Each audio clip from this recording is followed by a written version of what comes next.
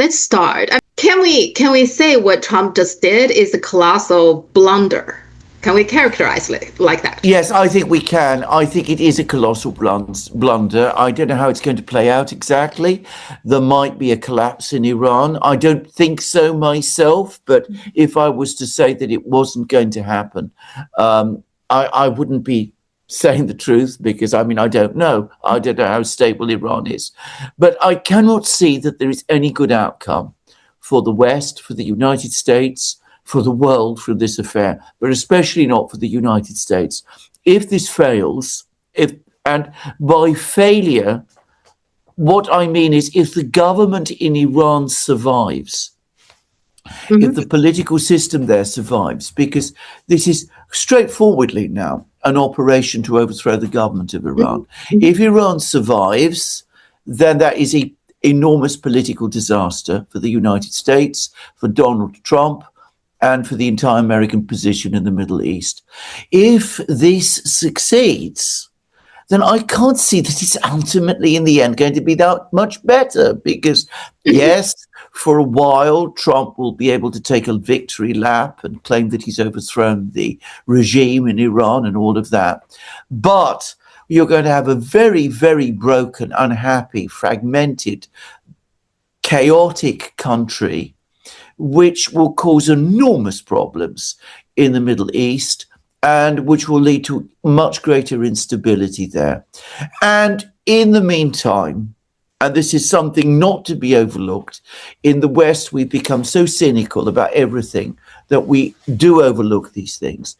In the meantime, all the world can see yet again that all these protestations from the United States, that it's, peace-loving, friendly country, that it's this great democracy, that it's, there to protect people's values. Well, that is all absolute nonsense, that it is the United States that is causing aggression and spreading violence across the world, that is now spreading violence again in the Middle East, that is creating a crisis, a potential crisis within Islam, and which is taking steps which could lead to a crisis in global energy markets, which most of the world, not China, by the way, but most of the rest of the world are extraordinarily ill-equipped to cope with, including America's own European allies. So this is a huge, colossal blunder, but we should also never forget that it is clearly also an act of aggression. And as was decided long ago in Nuremberg, at the insistence of American jurists, just to say, aggression is the greatest of all international crimes. Well, I agree with you. I don't think Iran will collapse at this time. No. I do think Iran will survive this. And there's a saying, if something doesn't kill you, it will make you stronger. So I actually think there's a real possibility Iran will emerge from this stronger than ever. Yes. But even let's say eventually Trump get his way. But I think there's already a lot of cost already we can see. Yes. So the latest one, for example, I just read, there's a destroyer and the supply ship now being hit. And oh, really? Yes, and the interesting is where these two ships are, Indian Ocean, so far away. Now, that seems to me is already a big hit on the U.S. confidence by itself. The military, the mighty American military, is no longer being regarded as that mighty. I think that itself is a loss for the U.S. And then the relationship with the Gulf states, I think that seriously hurt that relationship as well. Also prestige-wise, because they're supposed these nations have paid the U.S. a lot, and the U.S. failed this time to protect them. So just those two, I think, already a big loss for the U.S. You're right on both counts. Now, can I just say a few things about the military thing? I had not heard about the reports about this destroy and supply ship, but if so, it doesn't surprise me. But it reinforces a further point. Now, Iran is far from being the most powerful country. I mean, there are other countries in the world that are far more powerful than Iran. But the United States, in order to try to achieve this objective in Iran, which as you correctly say, may not be possible, which is to overthrow its government, has deployed half its fleet, half its available fleet. Most of the fleet is in port, and they tried to send a third aircraft carrier, but it wasn't able to operate. So half of its fleet, half of its air force, it's had to deploy all of its spare missiles, air defense missiles. There are lots of reports, which I have no doubt are true, that it is running short of every one of these. President Trump is already complaining that his predecessor, Joe Biden, made the terrible mistake of sending weapons to Ukraine, which is interesting in itself, by the way. I mean, it shows that in spite of claiming that all is well, he's angry, but he knows deep down that it is not. It looks impressive, but you're starting to see weaknesses start to appear. It turns out that the United States cannot mobilize all of its fleet in the way that they intended to do, that 9 of the carriers are in port and have to remain in port because they need repairs, that there aren't that many technicians, that all of the American refueling aircraft, apparently, are now committed to this operation. So the United States is using, in effect, all its available power to attack a country which is not the most powerful one. Now, when you look at this, when you take a step back and think about what this means, what it means is that in a conflict with a country like Russia, or God help us, China, the United States is now completely outmatched. And that's the reality. Yeah. And also, I also think it's a huge mistake for him not to go through the Congress. Lots of people are saying this is illegal. I mean, if he goes through the Congress, there is a possibility he will get the approval from the Congress. Yeah. Then at the least, if it doesn't go well, he can say, well, you guys, agreed on this and stuff like that. Right now, everything is on him. He's the one who made this decision, right? Yes. Yes, you're completely right. I mean, can I just say something else? There is a growing recklessness. The United States, let's go back to Iraq, 2002, 2003. George W. Bush went to Congress. He got authorization from Congress. He also consulted the UN Security Council. Now, he didn't get authorization from the UN Security Council, but at least he tried. He sent Colin Powell. Colin Powell made his famous speech. He did all of those things. They went at least through the motions of satisfying domestic and international law, of doing things constitutionally. This time, they've done none of those things. They've ignored Congress. They've gone completely against Congress's constitutional position, which is to, it is supposed to be the body that declares war, that authorizes war. So they've disregarded Congress. They've disregarded the UN Security Council. They've acted in a completely reckless way. And as you rightly say, if it all goes wrong, there's only one person who will carry the blame, and that is Donald Trump himself.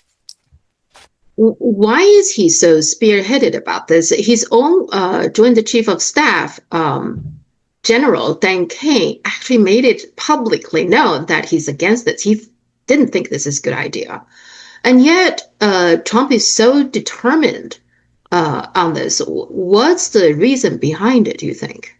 I think there are two reasons. Firstly, I think that Trump, in order to become president again in 2024, made an awful lot of promises to all sorts of people with lots of money who tend to be very strong supporters of Israel, and they started to call in the checks. I think with Trump, that's always a very, very important factor. It is also unfortunately true that he does not like Iran, and he doesn't like the government there. He's old enough to remember the hostage siege in 1979, the Beirut bombing in 1983.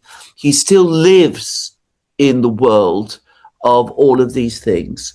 And of course, he also wants to show that he's a bigger, cleverer, stronger, tougher man than the man he really hates, who's Barack Obama, who did that deal with Iran all those years ago. Now, Trump said it's going to be 4 or 5 weeks or something, but there's a lot of question about whether the U.S. has enough arsenals for 4 or 5 weeks. So, for example, the interception missiles are running low. That is people that Trump is now buying back from some Middle East countries from that. Yes. And then one thing that in China got lots of attention is this THAAD, Terminal High Altitude Area Defense System, that deployed in South Korea. I remember a few years back when they did that, it was such a big deal. Now, they're saying it's to protect South Korea from North Korea, but China see it as against China. It was such a big deal that even like the people in China was doing like sanction, they want to sanction against South Korea, stuff like that. Well, it turns out the president at the time, later she went to jail for corruption. And then now they're talking about this THAAD, probably Trump want to move it and to deploy it in the Middle East, which is very ironic. But nonetheless, all these signs is showing that U.S. is running low on whatever the arsenals they need to run for 4 or 5 weeks, right? That's exactly right. And it goes back to your point about the Arab Gulf states having gambled their security on an American guarantee and their expectation that the US would be there to protect them.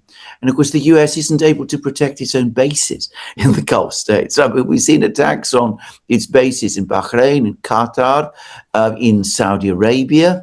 We've seen that the United States has had to evacuate its embassies from places like Riyadh and other places. And now, you said that they want to buy back their weapons from the Arabs. They're buying back their weapons from the Arabs, who are trying to use those weapons to defend themselves. And they're trying to bring the THAAD missiles from South Korea, who they were also supposed to be protecting from the North Koreans, except, of course, it was always really about China. As I always say, everything in the US is always, in the end, about China. But now they have to bring those back because they're short of those. And they are pulling everything back as quickly as they can because they have shortages of everything. And again, they told the Arab states, don't worry, don't you worry, we're so powerful, we will protect you, we're always there for you. The Arab states are now realizing that that isn't true. And there's been more and more reports that the United States simply cannot sustain this operation for anywhere near as long as they want to. And it's becoming also more expensive all of the time. And, well, the thing that I suspect that they're gambling on is one of two things. Either Iran runs out of missiles and drones first, which is possible, or that there is some kind of political crisis inside Iran within the next few weeks. Because if neither of these things happen, then they are in very, very great difficulties. I find it's interesting every time Trump talk about this, which is not many times, which is another interesting thing. Okay, if you look at his Truth Social, normally he would have every 2 maybe hour he will post something, but it has been very quiet, I think, overall on his Truth Social. But then those times when he did talk about it, he kept on calling the people inside Iran to rise up. And it seems to me like he put all his hope on there. I just think it's an interesting observation. Yes, I absolutely. I think he listened to Netanyahu and the Israelis and to people like Laura Loomer and Mark Levin in the United States who were telling me, the people of Iran, they're longing to rise up and to overthrow this evil government that they have. All you need to do is to kill the Ayatollah and a few of his other officials, and everything will fall apart in Iran, and you will be the big winner. and he'll be the liberator of Tehran and the person who ended this evil regime. And I think Trump fell for this. He's very easy to manipulate, and we've seen this happen again and again with him. Well, but isn't that the same mistake they made for Iraq? Isn't that also the idea? Oh, the Iraqis are fed up with Saddam Hussein. All you need to get rid of him, then everything will be fine. Yeah. They just make the same mistake again and again. Well, indeed, they never learn because these people never want to learn. They have no ability to learn. They always assume that everything will turn out better. All they have to do is exert enough power, and that will be enough. And when it fails, what people like Mark Levin and Laura Loomer and Lindsey Graham and all of these people always do is they say that the reason it didn't succeed is because instead of going all in and all the way, we pulled our punches. We should have sent the army in as well, the ground invasion or something of that kind. And then, of course, it would all have come wonderfully right. And then they repeat it to each other, and you get articles starting to appear making this extraordinary claim in the various publications that these people all publish. And after a certain point in time, it becomes the conventional wisdom amongst them. It's never a mistake. It's always all these people yearning to be free. You don't consider the realities of societies that are deeply religious and where religion and politics are not separated in the way that they are in the West. Everybody wants to be free and American and on good terms with the United States. And they're yearning for the return of the king, the former king or his son. And as I said, there's always sort of surprise and shock when it doesn't happen. But it's always explained away because it was a lack of will on our part. That's always the answer. And sometimes they also blame those countries. They think those people are not, educated, not well informed. They're being brainwashed. Those are dumb, backward people. So sometimes they do that as well. Yeah. Yes. Boots on the ground. Trump hasn't ruled that out, and Hexas hasn't. So do you think they seriously considering that? Yes, I do actually, because they're now in that situation where they either retreat or they advance. And I think that they are considering it. But I don't mean when I say that I think they will in the end do it. I think if there's ever any possibility of trying it, there will be so much opposition in the United States itself that it will become politically impossible. Already this war amongst Americans is very unpopular indeed. Yeah, the latest poll, Fox was only 25% supported. I mean, this is Fox.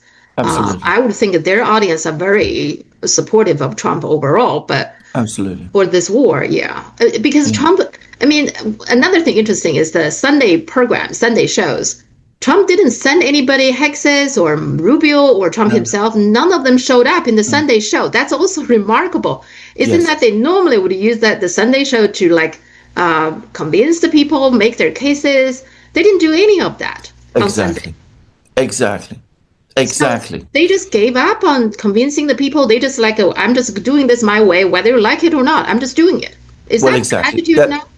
That is the attitude. I mean, as I said, they're being very reckless. They ignore the Security Council, the UN Security Council. They ignore Congress. They ignore world opinion. They ignore the opinion of their own allies, who are far from happy about this. Mm-hmm. And of course, they ignore the opinion of the American people.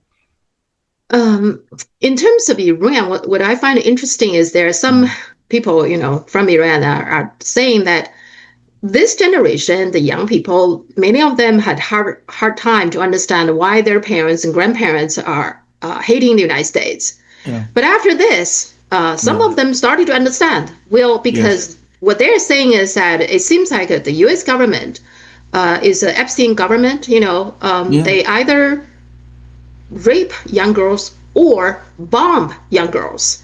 Yeah. I think that's a powerful statement. I mean, it's really bad looking for the U.S. Why did they bomb the children's school, the girls' school? I don't get that at No. all. No, no. Well, also, I don't know whether this has reached China, but there are reports in Britain today that yesterday's bombing of Tehran was just off the scale, that hospitals were bombed, that lines of people trying to collect milk for their children were bombed, and that the Golistan Palace, which is one of the most important buildings, historic buildings in Tehran, was bombed. And apparently the people in Tehran are in absolute shock about this.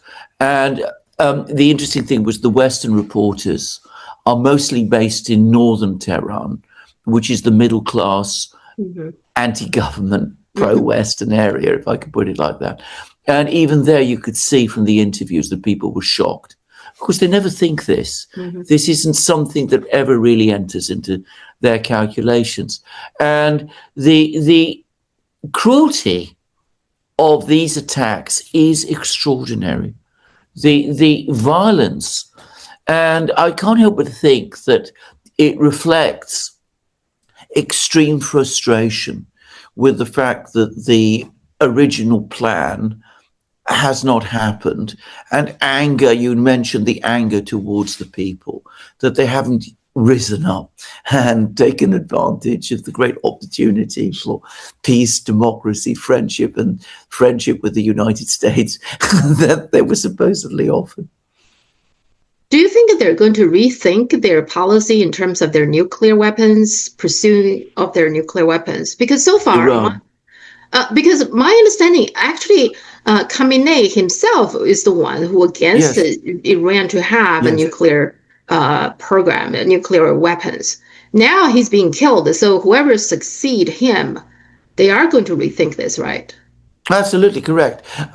Back in 2024, before all this began, I was watching and tracking the Iranian media. And because the Iranian media, by the way, is very, very interesting. It's got its own style, which is not always easy for Westerners to understand, but it's actually very disputatious and very open. And, they discuss things quite openly there. And there was a whole train of officials at that time who were saying, we should have nuclear weapons. The only reason we don't have nuclear weapons is because the leader, Khamenei, is telling us not to. And you could sense that they were frustrated and disagreeing with him. And now, of course, he's gone. So a relative moderate, the person who opposed Iran acquiring nuclear weapons, has been removed from the scene. And whoever it is who becomes the next leader of Iran might have a very, very different view about this matter. Yeah, there is a saying that all the moderates are being killed by the United States bombing now. Okay. Yes. Yeah. I mean, if there were other people who were moderate, it's very hard for them to be moderate now, right? After what happened. Quite true. The impact, the economic impact, because of the Strait of Hormuz right now is closed. So I guess we have yet to see, because we already seen something, but it's going to be way more than what Trump was imagined.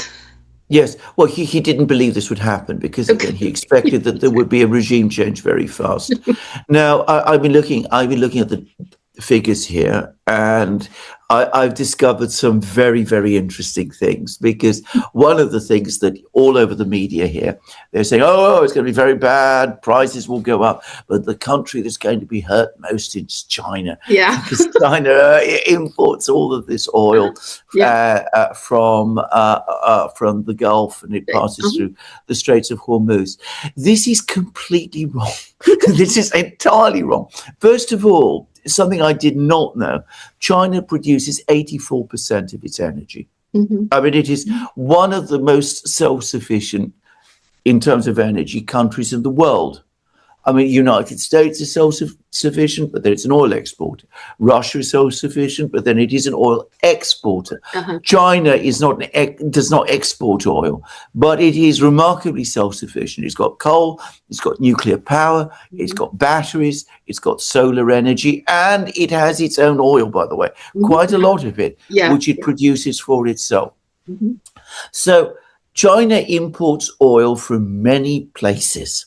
Its biggest exporter, the country that exports the most oil to China, is, of course, Russia. That was not true 4 years ago, but it is true now. Russia also is in a very good position to take advantage of LNG exports, because Qatar, which was the biggest LNG exporter in the Gulf, is no longer able to export LNG through the Straits of Hormuz. So the Russians have forged an energy relationship with China, and they will take advantage. I mean, they will send oil and they send natural gas, and the Russians like to work with long-term prices because they have their own planning systems, and long-term prices suit China's interests because they're not subject to fluctuations. So the Russians won't say, well, because the price of oil today is $84, we're going to charge China $84. We will go for $60 because we know that the oil price will fall, and it might fall below $60, but we want it to be stable for the long term. That's how the Russians like to do business, by the way, which is also how China likes to do business. So the Russians are the biggest exporter. Saudi Arabia is also a big exporter of oil to China. And after Saudi Arabia, also Iran. But they are not the only places in the world which produce oil. There is Nigeria, there is Indonesia, there's all sorts of places around the world. China is going to be able to get through this. And unlike the United States, it has built up its stockpile of oil to very, very high levels. I was about the only person, by the way, in the West. There was a couple of weeks ago reports about lots of ships from carrying Russian oil, and they were steaming towards China. This is about 3 weeks ago. And people will say this is because India is buying less Russian oil. I said, no, it is because China is stockpiling. They can see that this crisis is coming. This is what the Chinese do. They're stockpiling oil. So that's exactly what they were doing. And of course, they weren't just stockpiling oil over the last few weeks. They've been stockpiling oil for years. The United States has been running down its stockpile. Biden released an awful lot of oil from the US stockpiles to try to massage the oil price spike after the Ukraine war. Trump, when he became president, he said that he would rebuild the stockpile, but he never did. On the contrary, he ran it down further because, of course, he wants cheap oil prices in the US. So the US has a very low stockpile. China has a very big stockpile. China will be able to come through. They will absorb this. The people who will be in very badly hit are Japan, yes, which imports, I believe, 94% of its oil from the Gulf, from the Straits, people passing through the Straits of Hormuz, which is now in a bad relationship with Russia, so they can't import oil from there.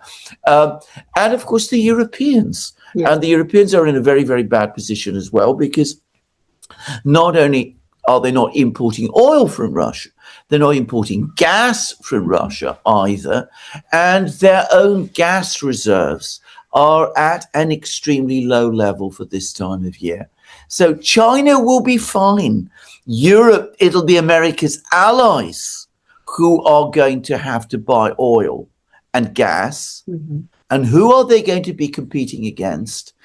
They're going to be competing against the United States itself, because oil prices in Europe and in Japan and in South Korea and in all of these markets, if they're high, that means high energy prices in the United States too.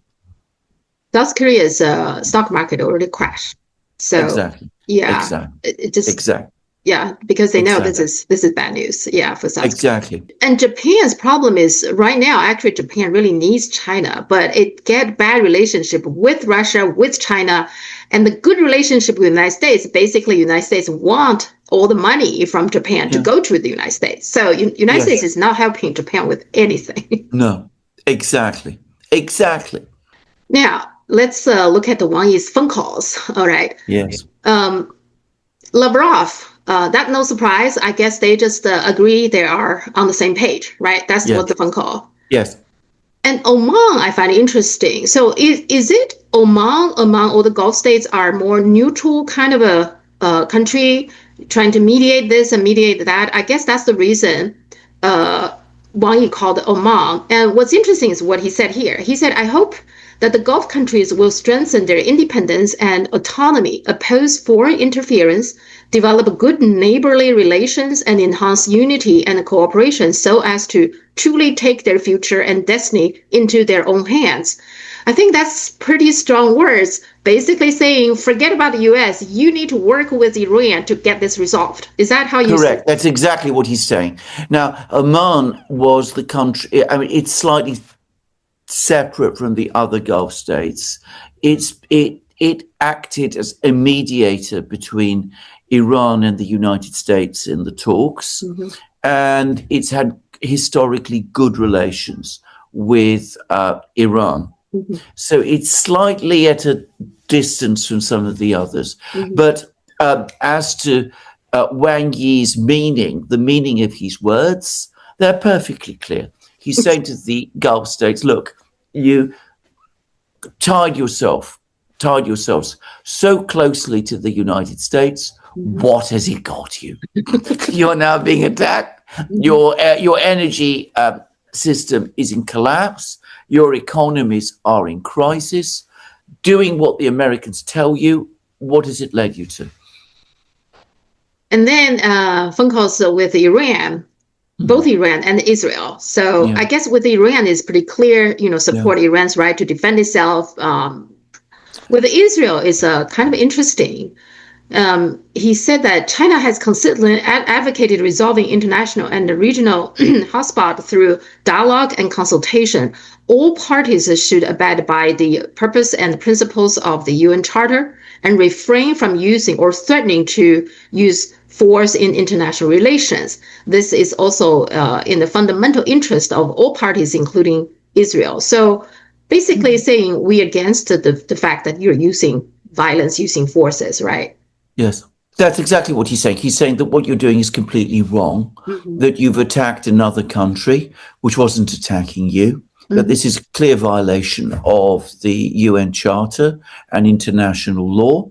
And it's going to lead. I mean, he talked in one of those readouts about the Law of the Jungle. I noticed. Yeah. I mean, So I mean, it's leading into that kind of chaotic situation, and ultimately, that is not in your interests because you may be a powerful country at the moment, but you are only a small one, and this you won't have said, but it's something that Israelis do need to consider. Israel cannot fight Iran by itself. Iran is only able to fight a country like Iran with the United States. And as the Gulf states are now realizing, the United States is not a long-term reliable ally. So, saying to yourself, you can do all of these terrible things because the Americans are always there for you. That is critically wrong. You've got to think about who you actually are. You're a small country of 11 million people in a very, very small territory. You cannot afford to sustain a constant conflict with all your neighbors indefinitely. If you do that, it will be very, very bad for you. The real guarantee for your security is the United Nations Charter, international law, a stable system of international relations in which you are a part. Another thing I think the U.S. should be very careful is that all these Gulf states, actually the people, they're very much against the U.S. So, for example, the pilots, there were some pilots jump out of the plane because the planes were hit in Kuwait, right? 3 pilots were. Well, when they landed, there were people, they were afraid of the people. There were people protesting, and they were very hostile towards these Americans, which I guess to American surprise. So, in other words, those monarchies are pro-U.S., working with the U.S., but their people are not necessarily so. So when you totally disrupt everything going on in the Middle East, there is a chance, I think, these countries' people could rise up against their own monarchies when there is a total chaos in the Middle East breakup. That would be a big problem for the U.S., isn't it? Massive problem. And I gather there's been a lot of protests in Bahrain against the government there. And I have to tell you something. I mean, this story about the 3 American planes that got shot down in Kuwait. It's been put down as a friendly fire incident. That makes no sense, apparently, technologically. I wonder whether the Kuwaiti pilot did it on purpose. Yeah. But in general, I just feel the people in the Middle East, that they don't agree with their monarchy, their leaders on this. And that in the long term could be a problem. I think it works as long as the U.S. can protect these countries and, they have the money flowing in from the, oil money. But all these are up in the air right now. So I think it's a very fluid, even unstable situation, I think. Well, for the Gulf states, this is a crisis moment. I mean, it is because what's held them, kept them in where they are 2 things. Firstly, their belief that the United States would always protect them. And secondly, their ability to export oil. Today, as of today, neither is holding true. And they must be looking over the abyss and thinking to themselves, what is going to happen? Now, what's your take on the phone call to French foreign minister? So what here Wangyi said was the international community should resist any behavior that violates international law, and there should be no double standards. Major powers cannot arbitrarily attack other countries by virtue of military superiority, and the world cannot regress to the law of the jungle. What is your take on that? Well, that's incredibly strong language, and it's throwing back European rhetoric back on them. Remember how the previous EU foreign minister, what was his name? I can't remember his name off my head, but he was talking about, the jungle and the garden and all of this. He said, well, look, you're the jungle. You are the jungle. You are behaving like the jungle. We cannot have this sort of thing going on. It has to stop. Now, as it happens, France, which has had a very complicated relationship with Iran, has made fairly clear that they don't agree with this. They don't think that this attack on Iran was a good idea. So I think Wangyi's call to France, which is an important country still in Europe, in the European context, was intended at least to rally some European opposition to this thing. And some European countries, Spain, for example, are coming up very openly against it. Borrell, is that his name? Borrell, Joseph Borrell. Yeah, Joseph Borrell. He was the one who was talking about the jungle. Yeah. The jungle, yeah. Yeah. Who is the jungle? Yeah. Well, I think right now U.S. wanted to push the whole world back to jungle. I think U.S. have this belief that if the world is in jungle, somehow it will have the upper hand or something. I think some people in the U.S. believe that. Trump himself probably believed that. So they don't respect any order that U.S. established. Most of the post-war order was established by the U.S. Yes. So, yeah. Yes. There's a lot of talking about the Trump's visit to China in the social media. Lots of people saying, is it really needed for Trump to come? I mean, what's the purpose now? Right. So I was reading even the Trump himself, and there are people who are preparing for this trip. They themselves are not well prepared. So they even put down calm down the expectation. So Trump is the one who truly won this. He's the one who keep on saying this. Yeah. But his own people are admitting they are not well prepared for this. What exactly is the goal here? That is my question. How can he be well prepared when presumably he's spending all his time, whatever time he now has, trying to manage this escalating catastrophe in the Middle East? I mean, what is he really going to do between now and the end of March, over the next couple of weeks, when everything, as I said, is in crisis in the Middle East? The only rational, the only hope, rather, that this could turn out well for him is if Iran collapses between now and the visit, and he goes to Iran as some great victor and conqueror, which is what I think he expected would happen. He thought that Khamenei would fall, that everything would be sorted out there, that he'd have control of Iran's oil exports, and he'd go to meet Xi Jinping with these enormously strong cards, as he believed, to play. I repeat what I always said: everything in the end that the Americans do is about China. Yeah. And I think the Americans really believe that Iran was existentially important to China. By the way, it isn't. But at least that's what they thought. And they thought, that if Trump goes victorious, then this will be his moment to make up for the humiliation he experienced in South Korea a few weeks ago. At the moment, it doesn't look like it's turning out that way at all. And I would not be surprised if he calls the visit off. Yeah. Just so update, because I have been watching every day the foreign ministry's spokesperson. Okay, so because they have been pounded every day, somebody is asking, can you confirm, his visit? Can you confirm? So the latest one, 2 days ago, Mao Ning, the spokesperson, she said, China and the U.S. are in communication regarding interactions between the two heads of state. As for your specific question, I have no information to share at the moment. This has been their answer throughout the time. Keep Trump dangling. Why not?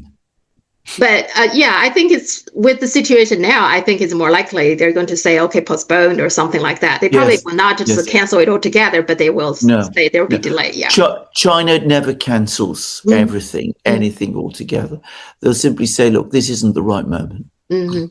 Apparently, just to share with you, one of the issues actually, remember Marco Rubio is still under sanction from China. Yes. So Rubio was trying to push very hard to get the sanction lifted so he could go to China. Apparently, that's one of the things, based on the discussions in the Chinese social media, which I think probably there are some truth to it. So as always, if he wants the sanctions being lifted, he should take back what he said about Xinjiang, which is false, which is lies, and apologize for that. But of course, he's not going to do that. No. He thought this is an opportunity, like now Trump is coming, I need to accompany him, so now you have to lift the sanction. And apparently China so far has been resisting that. So apparently one of the issues before the Iranian thing, that was one of the issues, my understanding. That's interesting, isn't it? It's absolutely interesting. Rubio, by the way, I mean, what kind of a foreign minister is he? I asked this question. He's had no interactions with China. Yeah. He's had one meeting with Lavrov. Okay. Which was a year ago. I mean, he's not conducting international diplomacy. He is the viceroy of Venezuela and is trying to overthrow the government of Cuba.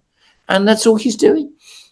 Yeah, he's also sanctioned by Russia as well. So absolutely. I think it's pretty remarkable. We have a foreign minister, right? Essentially sanctioned by both Russia and China. I find that's extraordinary. Yes. Now, the impact for Ukraine and the Russian situation, what is your assessment on that?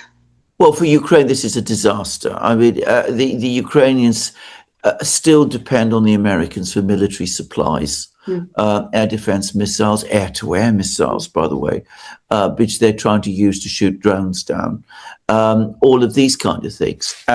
And if the Americans are now entirely focused on the Middle East, and on the Iran situation and don't have weapons to spare. Well, they don't even have enough weapons to continue this war.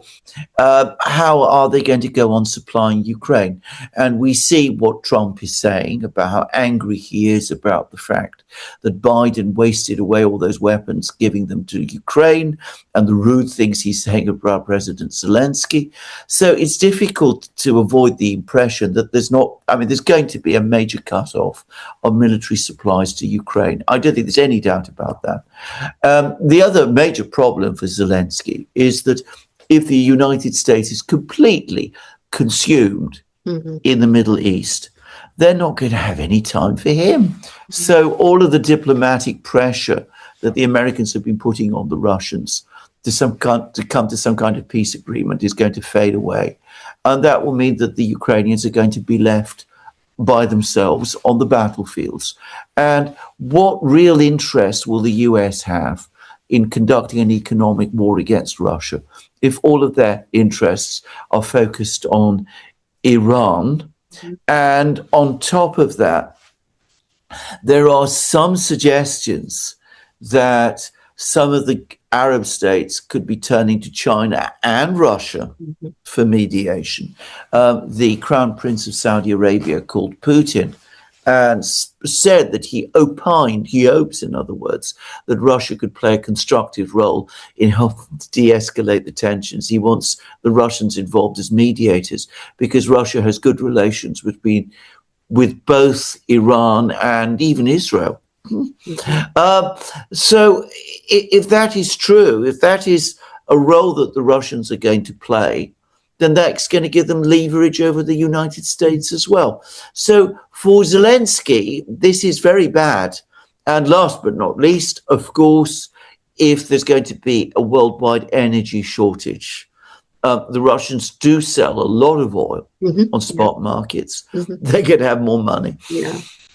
Yeah, I think the Russian definitely benefit from it. I mean, that's not the Russians' goal or purpose, but the fact is this would definitely help Russia. Yes. But the Europeans, they, you previously said that they are not, they themselves force themselves to cut the oil, cut the gas and stuff from Russia. Do you think this is sustainable? They continue to not buying things from, they could buy gas and oil from Russia. Do you think there will be some changes there at all? I think that eventually there will be changes. There will have to be. But for the time being, the European leadership remains as obsessed with Russia as ever. It's difficult for people in China, I think, to understand how obsessed I can't understand about Russia. Well, the Russians can't understand it. But I mean, one of the reasons why the British and the Germans, especially the British, are unhappy about this confrontation between the US and Iran is because you really find this in the British media. They say, well, the Americans are not focusing on the real enemy, who is Russia, and how bad this is. So I don't think that in the next few months, even as energy costs across Europe spike, that they're going to reverse policy with respect to Russia, or start buying Russian oil and Russian gas. And as the Russians never cease to point out to them, the longer they leave it before they repair these trading relations, the more the Russians make long-term contracts with other buyers, and the less oil and, of course, LNG, liquefied natural gas, or indeed pipeline gas, there is for the Europeans as well. So there will come a point in time. I mean, I think we're already, to some extent, past this point, where even if there was a wish in Europe to return back to where we were before February 2022, it is impossible. I suspect it is already impossible. They would, if they reverse policy now, they would get some Russian oil and some Russian gas, but it would not be on the kind of volumes that we saw before. And of course, the Russians, the other factor is they don't trust the Europeans anymore. Yeah, these kind I, of thing. Yeah, yeah, yeah. It's easy to destroy a trust, very hard to yeah. build it back. Yeah. Exactly, exactly. It's a point I made many, many times. All sorts of people, especially in Germany, by the way, tell me, well, there's no possibility that the Russians will ever prefer a long-term relationship with China to one with us in terms of gas and energy Mhm. because we pay so much more. I said, look, you don't understand this. Trust is a vital part of commercial Mhm. trading. Mhm. You have to trust your partner. Even if the partner pays less, if you could trust him, Yeah. you're always going to prefer that partner to a partner that you cannot Mhm. trust. Mhm. It's obvious. Yeah. It's interesting. Tucker Carlson, he had a program like a monologue by himself. More than 2 hours, he was talking about the situation. One of the things he mentioned was he can't explain, but he feel like within the U.S. elite, the Washington circle, there's a group of people. They actually deep down they hate Europe, in particular Western Europe. Do Yeah. you agree that there is some elements in there? There absolutely are. I mean, there is a strong anti-European current, Mm. and by the way, an extremely strong anti-British current in American life. Of course, there are different people who have different views about this. There is a sort of very idealistic group of people who believe that America is wonderful and America was perfect and it was innocent of everything until these horrible people, the British, came along and somehow corrupted the Americans and Mm. drew them away from their Republican purity and Uh-huh. got them into the business of empire. You come across people like that every day, and Mhm. there are quite a lot of them. But there are others who say something else, and this is more practical and more real, which is why is America becoming involved all the time in the problems of Europe? Why are we being dragged down and pulled into the problems of Europe all the time? Surely it was to leave those problems behind us Mhm. that our parents and grandparents and great grandparents came to America in the first place. So the Europeans constantly trying to pull us back in Yeah. is not something that we should do.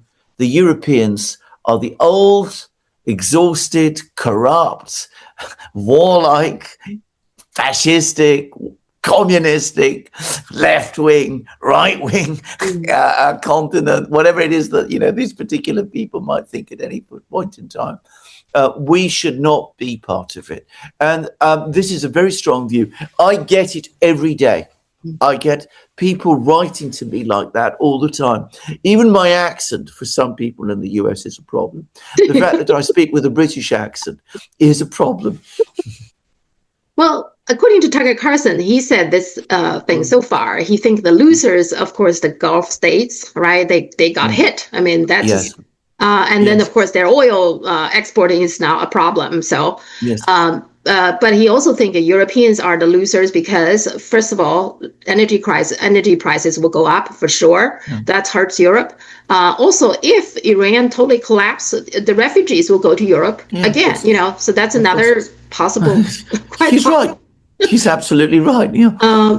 But then, of course, he also thinks the U.S. is the loser here because if the gas price go up, and of course, U.S. is paying for this, right? Yes. U.S. is Yes. pay. So he thinks it's now he didn't mention Japan. I just don't think he interested in that part. No. But I find that's interesting. I think that's right. Yeah, and well, you can tell he was not very happy because he also thinking that there are a group of people in the U.S. politicians, they just simply not serve the best interest of U.S. You know. Well, I think this is absolutely correct. Mhm. I think that there is a very and not very not numerically very big group of people. You could probably find a single conference hall and you could bring them all together. But they're the people with the power, and they continue to be focused on this very aggressive, hegemonic, neo-imperialist foreign policy, which is, I think, becoming increasingly unpopular with most Americans. You see this in the opinion polls about this latest operation. One thing I wondered, in terms of the U.S. People who hate Europe, I think there are people also in the U.S. who simply do not like Germany and Russia to become too close, right? They think that's dangerous. If Germany and Russia build an alliance, that's, I think, U.S. do not like that at all. Right? Well, you know, it's very interesting you put it this way, because my wife, who is half German, her mother was German, she used to take Americans regularly to Germany as part. She had a job at one time when she was a student as a guide, whatever. And she said the place where American groups used to always get most stressed was Berlin. And the reason was Eastern Germany was both Nazi and communist and pro-Russian and German all at the same time. So all of these things that you talk about, they always used to come out, they always used to bubble up to the surface. And it really puzzled her at that time that there was this very extreme hostility towards both of these countries. She did say this tended to be older people who think like this. And obviously, any idea that these two very bad countries should come together, that does scare them enormously.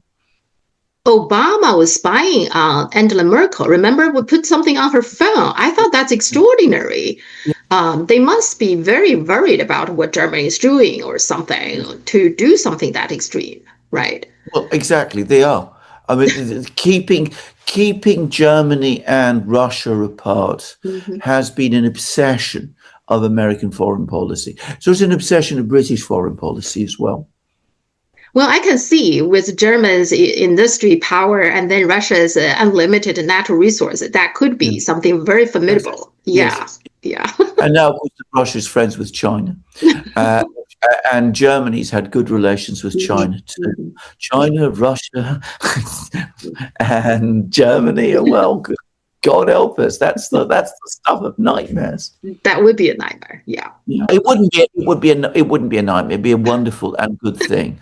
It would be nightmare for Britain. Nothing, but the British and the Americans see it otherwise. Yeah. I would think that's a good thing. That, for the world probably, but yeah. Xi Jinping pointed this out, by the way, to Mats. Okay. Mats was recently in China, and I was reading again all the things that Xi Jinping said to Mats, and he was trying to get Mats again to understand why good relations between China and Germany are good for both countries.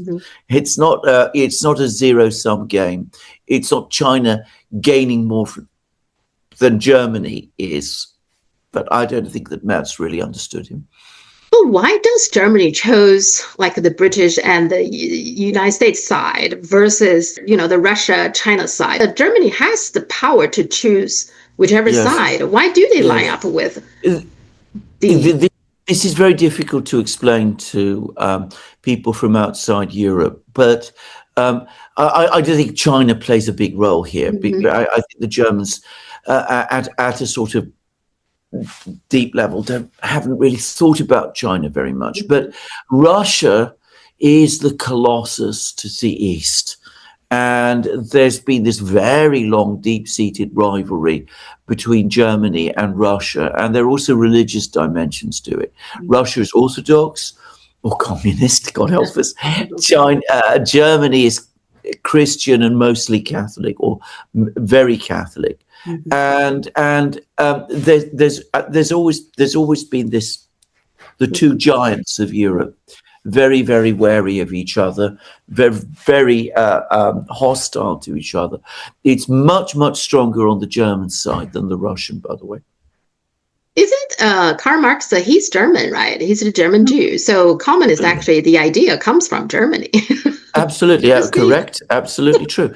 But then you see, it's interesting you say this, because Marx himself had, he was not always very friendly towards Russia, but he did develop good relations with many Russian socialists, whereas Engels never really did. And Engels always remained. He was a brilliant man, but one of the things that he never got over was the German attitude and hostility to Russia. And he wrote about this. And Stalin actually wrote a big, much later, he wrote basically a response to what Engels had written. And, it's quite important in Russian terms. And Stalin contacted all of the, the institutes, and he said, look, the fact that Engels wrote all of these important, these things about us doesn't mean that we don't value what he achieved, but that doesn't mean that we have to agree with him about them either. Before I let you go, so looking forward at the midterm, I think yesterday or there were just started the primary. So one thing I think worth mentioning is in Texas, there is a primary. This guy, he's incumbent, Dan Croshaw, the guy who has an eye, he looked like a pirate. He's incumbent and he lost pretty big. So can we say probably the incumbent this year are dangerous, are I would have thought so. And I think we'll be seeing, one of the great problems with the US is that I think one of the great things that happened, one of the important message about 2024 is that it was a vote where tens of millions of Americans made it clear that they wanted change. They wanted change in foreign policy. They wanted change in domestic policy. That change has not come. And some of them are going to be very angry. Yeah. After the war, after Trump hit Iran, Marjorie Taylor Greene, she used her platform on X, and she was very angry about this. She said, this is not what we voted for. This is not American first. And it got 1.3 million people or something, watch that. So the sentiment, she belonged to MAGA. I would think she's, the MAGA leader kind of a person. And if she feels this way, and there's plenty of people, if you read the comments, they all agree with her. Yes. I think MAGA are very, very disappointed with Trump right now. I think absolutely. I think this is going to be a major change. These midterms are going to matter an awful lot. I think the Republicans are going to lose badly, but I think that the Democrats are not in good shape either. And I think you will start to see a lot more people appearing in Congress who are much, much more critical of the political system than we've seen up to now. And my goodness, we need that. America needs it. They are more and more candidates that they came out and saying, I'm not taking APAC money, which you didn't see that many in the past. So I do think that's a good sign. People are fed up with this endless war, and many people blame Israel for that. I think Israel need to be blamed, but ultimately it is Trump's decision, right? Absolutely. He's one of the most pathetic things over the last couple of days is the way in which some US officials have tried to hide behind Israel. We were going to attack Iran, but the reason we were attacking Iran was because Israel was going to attack Iran. This is the government of the United States. This is the president of the United States. Israel is a country of 11 million people, totally dependent on the United States. And you're going to tell me in all seriousness that the president of the United States does what the Israelis tell him. That's an absurd claim. Doesn't that tell us it's not going very well? Because if it's going well, they are not going to push, Israel in the front. It's their fault, right? It's their fault. Yeah. Exactly. They're setting up Netanyahu as the scapegoat for when it goes wrong, if it goes wrong. Yeah. Excellent. Thank you so much. Thank you. Speak to you too.